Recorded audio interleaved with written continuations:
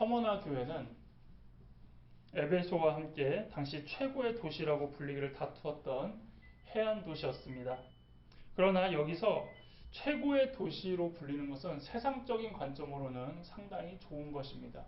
지금도 우리도 뭔가 최고다, 그리고 가장 좋다라고 자랑하는 걸 보면은 세상적으로는 가장 좋은 것이지만 이것이 이제 기독교적인 관점에서는 결코 좋은 것이 아니라는 것이죠.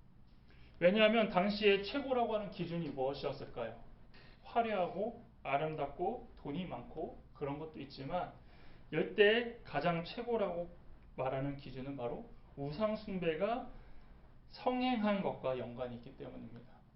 그래서 황제를 잘 믿는 도시, 아니면 우상들에 대하여서 그런 것들을 잘 꾸며놓은 도시, 그런 거를 보고 와 최고다, 아름답다 이렇게 칭찬을 했기 때문이죠. 그러면 기독교적으로 봤을 땐 그런 게 성행했다라는 것은 기독교와 많은 마찰을 빚을 수밖에 없었습니다. 그래서 이후에 자세하게 살펴보겠지만 이렇게 겉으로 드러나는 세상의 화려한 발전에는 감춰진 크리스찬들의 핍박과 고통이 함께 수반되어 있었다는 것입니다. 이런 모습을 봤을 때 현재 우리나라의 모습, 그리고 이 나라에 속한 한국교회의 모습은 어떤 신앙을 갖고 있어야 하며 또 이것을 어떻게 지켜가야 할지 살펴보도록 하겠습니다. 서머나 교회의 특징은 이런 모습을 갖고 있었습니다. 에베소에서 정북향 방향으로 64km쯤 떨어져 있다고 하는데 이거는 이렇게 지리학으로 여러 가지 다 조금씩 차이가 있습니다. 정확히 64km라고 말하진 않듯이 어디서는 80km다, 어디 또 56km다 이렇게 말하고도 있습니다. 그래서 에베소보다 이제 북쪽에 있는 도시가 이 서머나였고요. 그 다음에 에게해 연안의 항구 도시로 동방에서 출발하는 대륙횡단 무역로의 마지막 지점이었습니다. 그리고 시인 호머가 여기서 태어났고요. 뒤에는 파고스산, 앞에는 바다가 있어 해 아래 있는 모든 도시 중에서 가장 아름다운 도시로 불렸습니다. 그래서 지금은 뒤에 나온 것처럼 그렇게 무너져 있는 모습이지만 그 주위의 환경을 보면 그래도 당시에는 가장 아름다웠다고 말하고 있습니다.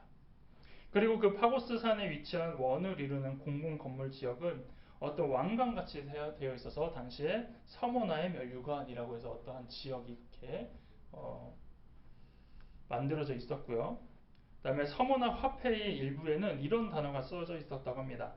아름다움과 크기에 있어 아시아 제일이라고 되어 있답니다. 그러니까 얼마나 그게 아름답고 또 화려한 도시였는지 알 수 있고 실제로 이러한 아시아 제일의 도시의 자리를 놓고 에베소와 이 서머나가 항상 라이벌 관계에 있었다고 합니다.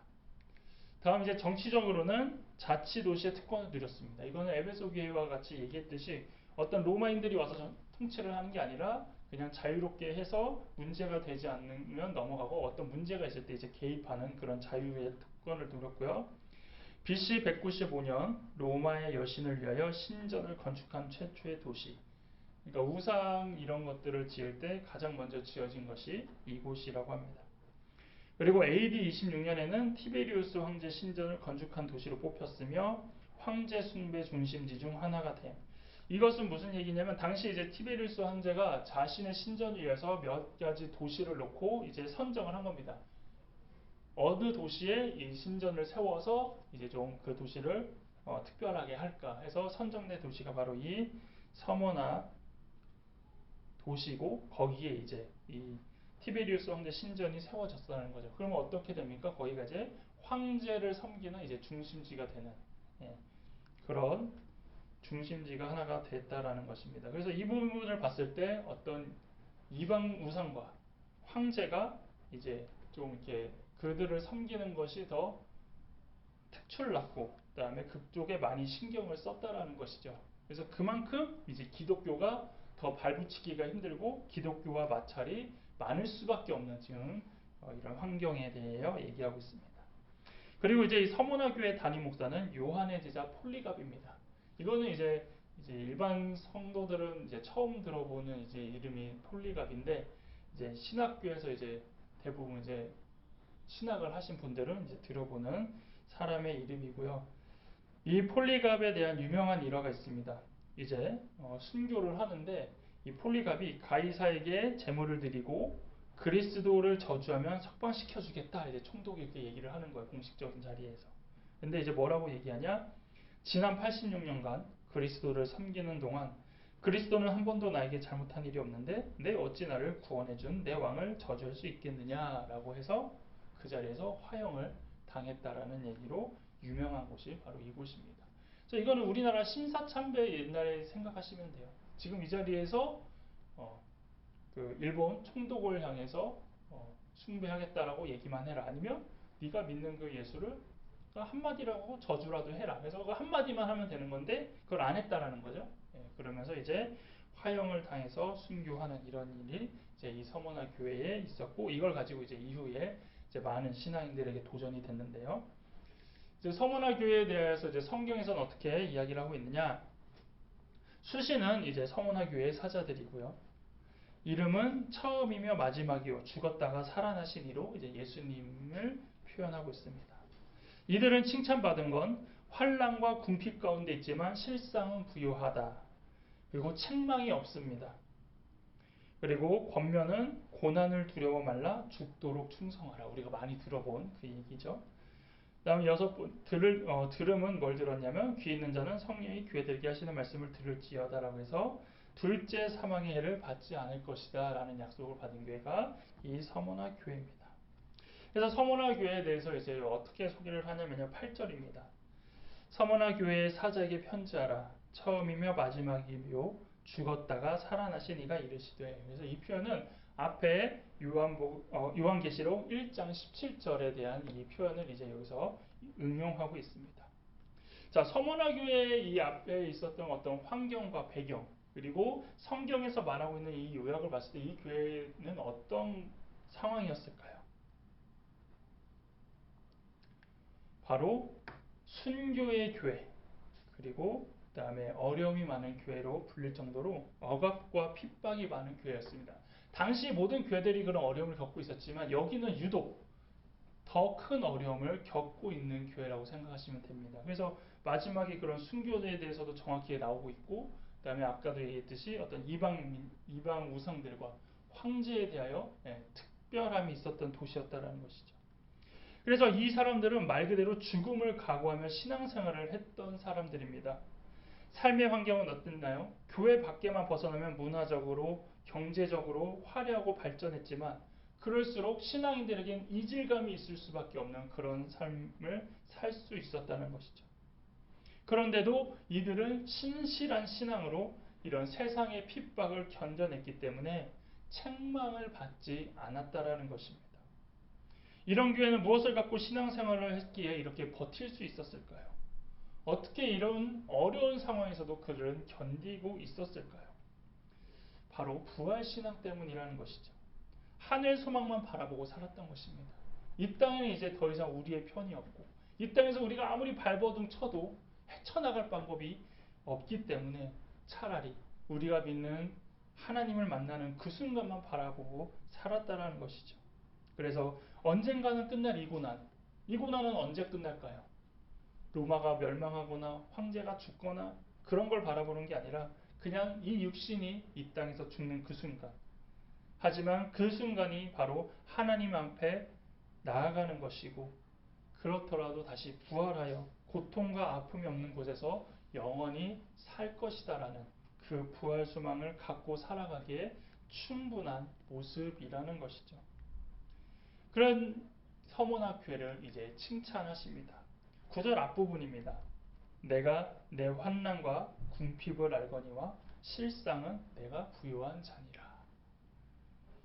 여기서 환난은 헬라어로 딜립시스로 압박받는다입니다. 그러니까 계속 어려움을 당하고 있는 상황이라는 것이죠. 예수를 믿는 신앙 때문에 사람들로부터 핍박을 받는다라는 것입니다.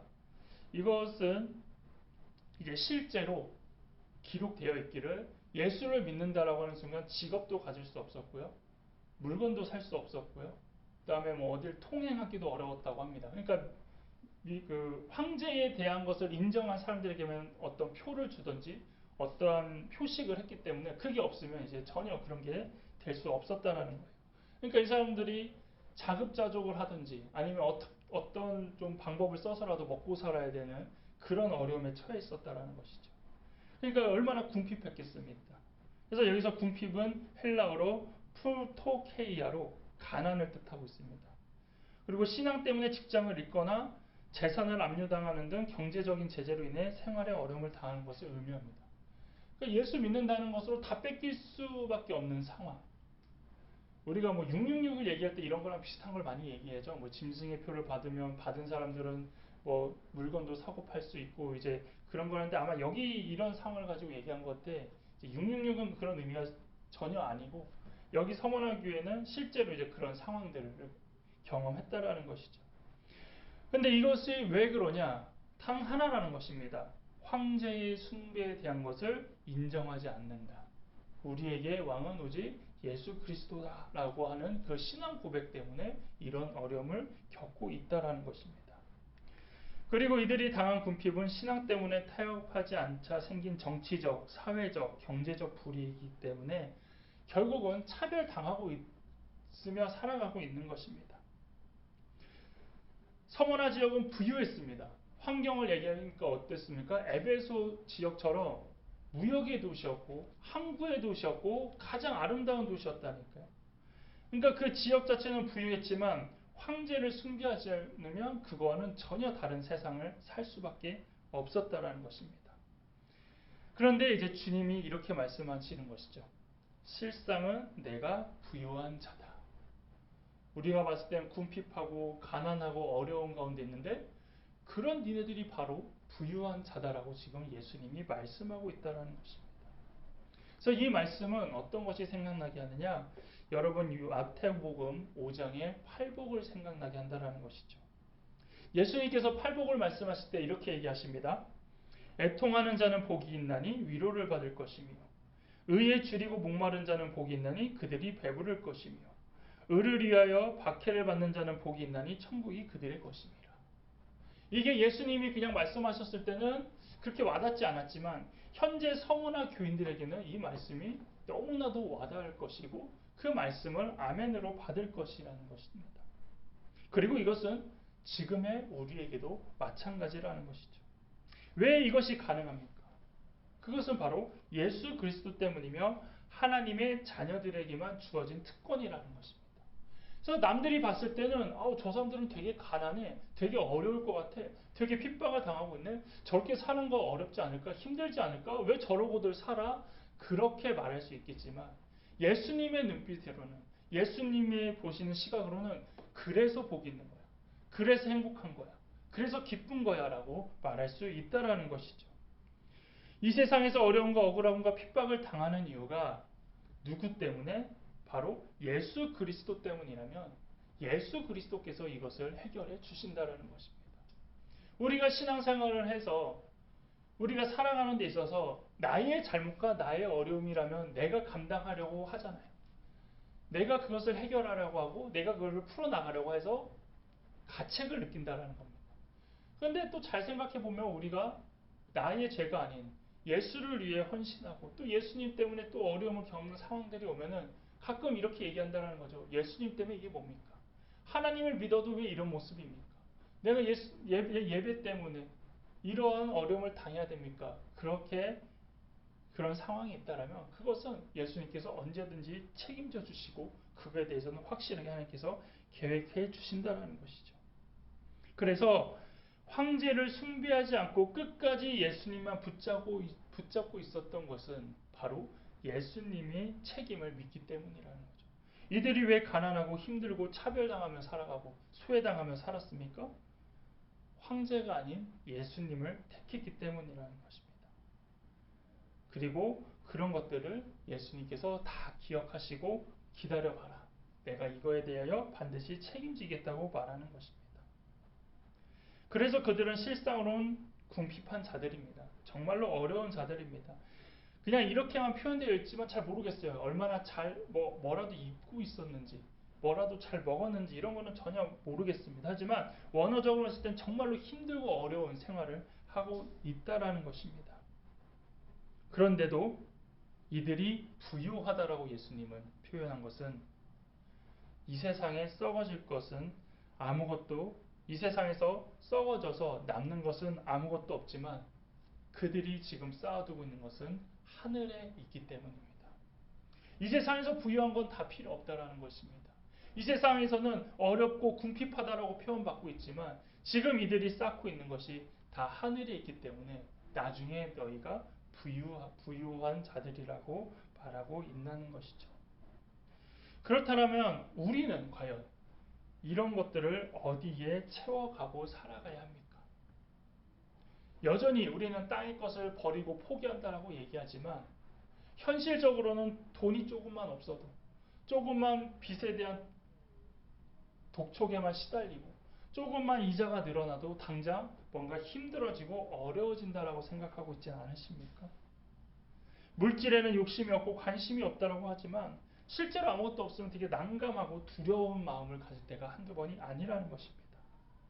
또한 인기에는 관심이 없고 의미가 없다라고 하지만 정말로 여러분 주위에 아무것도 없는 일명 왕따라고 할 때, 혼자일 때 자괴감과 외로움으로 또 뒤덮인다라는 것입니다. 그러면 어떻게 됩니까? 결국은 타협을 하게 되고 하늘의 것을 쌓아가는 것이 아니라 다시 세상의 것을 채워나가는 연약한 부분을 우리가 갖고 있다는 것이죠. 그러나 서머나 교회는 이런 거에 대하여 흔들리지 않고 잘 버텼습니다. 예수 믿지 않는 사람들은 지금도 이렇게 교회를 어렵게 하고 핍박하고 있지만 이들 가운데 이제는 하나님을 믿는다 하는 사람들도 같이 핍박하기 때문에 성원화 교회 당시처럼 막 궁핍하고 어려운 이런 것이 보이지 않지만 지금은 또 다른 모습으로 우리를 궁핍하게 하고 어렵게 하고 옥죄고 있다라는 것이죠. 그럴 때 이제 이렇게 말씀하십니다. 다시 9절을 보면 내가 내 환난과 궁핍을 아려니와 실상은 내가 부요한 자니라. 자칭 유대인이라 하는 자들의 비방도 알거니와 실상은 유대인이 아니오 사탄의 회당이라. 자, 앞에서 얘기한 건 무슨 얘기냐면 믿지 않는 사람들이 핍박하는 것, 믿지 않는 사람들이 그런 어려움을 주는 것은 당연하다는 것이죠. 지금도 그건 마찬가지고 그 당시에는 황제를 믿지 않으면 더 했다는 것입니다. 근데 여기서는 또 어떤 사람의 어려움을 얘기하고 있느냐? 유대인들이 나옵니다. 참 이 유대인들은 참 대단한 사람들이에요. 예수님의 사역 때도 예수님을 어렵게 하는데 유대인들이 앞장섰고요. 예수님께서 승천하신 후에 복음 전하는 사람들을 어렵게 한 것도 유대인이고요. 여기서도 교회가 어려움을 당하고 있는데 불길에 기름 붓듯이 교회가 어려움을 당하는데 한 몫을 하는 것도 유대인이라는 것입니다. 자, 그런데 그렇다면 유대인은 다 나쁘냐? 이제 이게 또 배경적인 유대인이 있다는 거예요. 유대인들도 이제 여러 유대인들이 있는데요. 서머나 교회는 유대인들뿐만 아니라 하나님을 경외하는 이방인들도 있었다는 것이에요. 그러니까 왜 유대인들이 왜 교회를 핍박하느냐? 바로 이겁니다. 그 교회를 구성하고 있는 사람들이 이방인이었기 때문에 그 부분에 대해 이제 텃세를 부리는 것이죠. 자, 이 사람들이 근데 되게 열심히 했다라는 것이에요. 이방인들이 하나님을 믿고 예수님을 믿자 그들이 하는 것보다 더 열심히 하니까 이제 이것이 유대인들의 위기의식을 자극했고 이제 질투와 분노로 폭발했다라는 것입니다. 예수님을 경계할 때도 바울을 경계할 때도 그들이 항상 우기는 게 뭡니까? 예수님을 할 때는 율법으로 짓눌렀다라는 바울은 이제 이방인이라는 걸로 이제 짓눌렀다라는 것이죠. 그래서 이방인들에게 복음 전하는 거에 대해서 이제 얘기하는 것들 마찬가지입니다. 이 교회도 이런 외형적인 문제만 가지고 핍박을 당한 것이 아니라 이제 같이 예수를 믿는다라고 하는 이제 유대인들이 그들을 똑같이 핍박하고 있는데 이제 어떻게 핍박을 하느냐? 원래는 당시 로마 이들이 황제를 섬기기를 원했지만 유대인들을 향해서는 관용 정책을 베풀었습니다. 이 관용 정책은 무엇이냐? 배타적인 신앙을 인정했어요. 그리고 여호와 하나님을 섬기는 것을 인정해 줬습니다.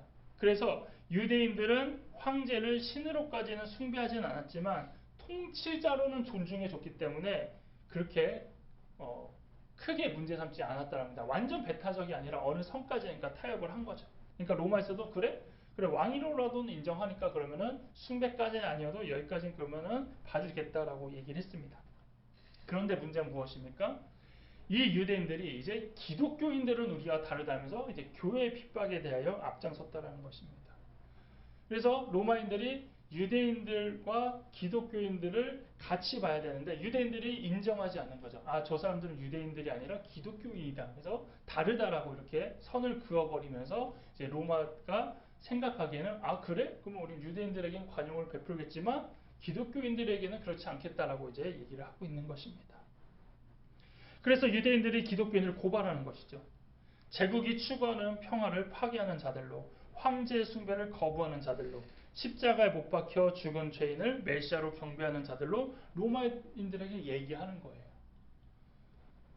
그러니까 우리가 생각하는 유대인들은 똑같이 예수님을 믿고 하나님을 믿는 것처럼 얘기하지만 조금 더 깊이 들어가면 이제 이런 부분도 구분을 두기 시작하면서 이제 다른 모습이 나타나고 있다라는 것이죠. 그래서 이런 유대인들의 설득력 있는 고발의 태도로 인하여서 로마는 결국 교회들을 박해하게 된다는 것입니다. 그래서 이런 유대인들을 보며 뭐라고 얘기하시냐? 그들은 사탄의 회당이다 라고 그래서 이렇게 표현을 하고 있는 것입니다. 당시의 유대인이건 기독교인이건 모두 하나님의 자녀로 한마음 한뜻으로 복음을 전하고 황제 숭배를 해야 되는 상황에서도 지혜로운 신앙생활을 도모해도 부족한 상황에서 지금 도리어 유대인들은 자신들의 자존심 때문에 교회를 어렵게 하는데 앞장선 것입니다. 안 그래도 평소에 이런 좀 라이벌 관계 아니면 그 이상으로 안 이롭게 보고 있다가 이때다 싶어서 로마의 힘을 얻어서 한다는 것이죠. 그래서 어떤 모습을 생각하면 되면 예수님 때를 생각하시면 돼요. 예수님 때도 유대인들이 예수님을 팔아넘기는 게 어떤 부분입니까? 그런 것 때문에 로마의 힘을 빌리고 그런 것 때문에 로마에게 이야기를 해서 예수님을 십자가에 못 박혀 죽게 했듯이 지금도 그런 모습으로 해서 이 교회가 핍박하는데 한 몫을 한다는 것입니다. 그런데 이것이 지금 또 어떻게 나타납니까? 지금 교회를 공격하는 게 또 교회라는 것입니다. 그리고 교회를 가장한 이단들, 그리고 교회 출신의 사람들이 교회를 향하여 손가락질하고 항상 교회를 앞장서 비판하고 있다는 것이죠. 자, 이런 상황 가운데에서, 이런 환경 가운데서 그러면 우리는 어떻게 신앙생활을 해야 되고 우리는 무엇을 알 수 있을까요? 이 부분을 이렇게 고민해 보니까 이럴 때일수록 우리가 코람데오라는 자세를 가져야 되겠구나라는 생각을 했습니다. 하나님 앞에서라는 생각을 해야 되는 것이고 결국 하나님만 바라보는 것이 해결책이겠구나라는 생각이라는 것이죠. 서머나 교회 입장에서 어떻겠습니까? 유대인들 믿지 않겠어요? 짜증나지 않겠어요? 도리어 우리를 도와주고 이럴 때일수록 또 협력하면서 해줘야 되는데 도리어 로마의 힘을 빌려서 핍박하는데 같이 힘을 합하고 있으니까 결국 누구만 바라볼 수 있겠습니까? 결국 하나님만 바라볼 수밖에 없었다는 것이죠. 우리가 지금 받고 있는 어려움이 예수님 때문이라면 신앙생활 때문이라면 억울해해야 되는 것이 아니라 감수해야 된다는 것입니다. 우리가 예수님을 믿기 어려운 이유가 뭐냐면 예수를 안 믿었다라면 그리고 교회를 안 다녔다라면 우리 마음대로 할 수 있고 또 우리 그것 때문에 손해보는 부분들이 분명히 있었을 텐데 그런 정도의 각오를 이제 하고 믿는 것이기 때문에 지금 이 시간에도 우리가 이 자리에 나와 있고 우리가 매주 예배를 드리고 시간 내서 헌신하고 봉사하는 이유가 바로 거기 있다는 것입니다. 그래서 십자가를 진다고 우리가 결단하였고 주님만 바라보고 고백한 자들이 모여있는 것이 아닙니까? 또한 핍박은 믿지 않는 사람에게서만 오는 것이 아니라 믿는다고 하는 사람들을 통해서도 언제든지 온다라는 것입니다. 그리고 도리어 그 사람들의 공격이 더 강하다라는 것이죠. 왜냐하면 지피지기이기 때문입니다. 그 사람들은 교회의 약점을 더 잘 알고 있습니다. 그 사람들이 교회를 공격하는 법을 더 잘 알고 있다는 것이죠. 서머나 교회는 자칭 유대인들에게 공격을 당했다면 지금 교회들은 대부분 이단과 교회를 떠난 자들을 통하여 많은 공격들을 당하고 있습니다. 이런 상황에서 우리는 결국 다시 주님을 찾고 바라봐야 된다는 것이죠. 왜 그렇습니까? 처음이며 마지막이요. 죽었다가 살아나신 분이라고 말씀하시기 때문입니다. 주님이 모르는 것이 아니라 다 알고 계시는 분입니다. 처음이자 마지막이라는 것. 모든 것을 다 알고 계시고 죽었다가 살아나신 분, 죽음과 생사까지도 다 책임져 주시는 분이시기 때문입니다. 그래서 이런 가운데 우리는 현실이 아닌 이제는 앞을 내다보며 살아가야 된다는 것이죠. 현실에서는 아무리 발버둥 쳐봤자 시간 문제이지 결과는 같다라는 것입니다. 서문화교회 목회자 폴리갑도 유대인들의 비방과 고발로 잡힌 것으로 알려져 있습니다. 결국 그렇겠죠. 그 사람은 교회를 열심히 목회하고 있는데 어떤 죄명으로 황제 앞에 끌려갔겠습니까? 유대인들이 고소를 했겠죠. 이때 폴리갑은 유대인을 욕하지 않았습니다. 그리고 제국에게도 굽히지 않고 그냥 예수 그리스도의 이름을 얘기하고 그만을 섬기겠다라는 그 말 하나로 화형을 당하고 있다는 것이죠. 그래서 이제 이후에 서문화 교회에게 주신 약속이 10절에 뭐라고 나옵니까? 죽도록 충성하라. 그리하면 내가 생명의 관을 내게 주리라입니다. 이건 이제 다음 주에 이제 얘기하겠지만 여기서 죽도록 충성하라는 건 뭘까요? 그동안은 대부분 교회에서 봉사를 표현할 때 여기서 많이 나왔습니다. 끝까지 하나님의 일을 해라. 죽을 때까지 봉사해라. 죽을 때까지 하나님을 위해 헌신하라. 하지만 지금 전체적인 상황을 보면 어떻습니까? 죽도록 충성하라는 끝까지 하나님을 버리지 않고 하나님을 의지하고 하나님을 믿으라는 겁니다. 그랬을 때 무엇을 준다고 합니까? 생명의 관을 주신다는 것입니다. 즉 끝까지 하나님을 믿고 죽는다라면 결국 생명을 너에게 약속으로 주겠다라는 말씀이죠. 이제 우리에게 오는 다양한 환난은 그리고 어려움은 국가뿐 아니라 교회와 개인을 통해서도 다양하게 계속 올 것입니다. 그렇다면 우리는 그것을 가볍게 여기거나 피하지 않고 언제든지 주의 이름으로 인하여 어려움을 당할 수 있는 각오를 하며 살아가야 된다는 것이죠. 이 서문화 교회 얼마나 큰 어려움이 있겠습니까? 정말로 그들을 믿으면 끌려갔습니다. 죽임을 당하러 끌려갔고 화형 당하는 것, 그거 우리들이 많이 로마 황제 시대에 어려움 당했던 거 생각하시면 됩니다. 그런데도 끝까지 놓지 않았다는 것은 하나님의 약속이 있기 때문에 예수님을 끝까지 믿었기 때문이라는 거죠. 말로는 쉽게 배반할 수 있습니다. 속으로는 그렇지 않지만 겉으로는 그러면 나 하나님 부정할래요? 할 수 있었다는 거죠. 하지만 그 입술까지도 붙잡고 있었다는 것은 그 상황을 하나님이 알고 계시고 하나님이 주관해 주고 계시다는 걸 알고 있었기 때문입니다. 여러분들도 앞으로 다양한 어려움 분명히 있을 텐데 이 서문화 교회의 모습을 통하여서 그래 이 정도 어려움은 순교까지도 갈 수 있는 어려움이 아니다라면 우리가 끝까지 버티고 코람되어 모습 하나님 앞에서 우리가 끝까지 견디고 버틸 수 있는 각오를 하며 살아가시기를 바라겠습니다. 이 시간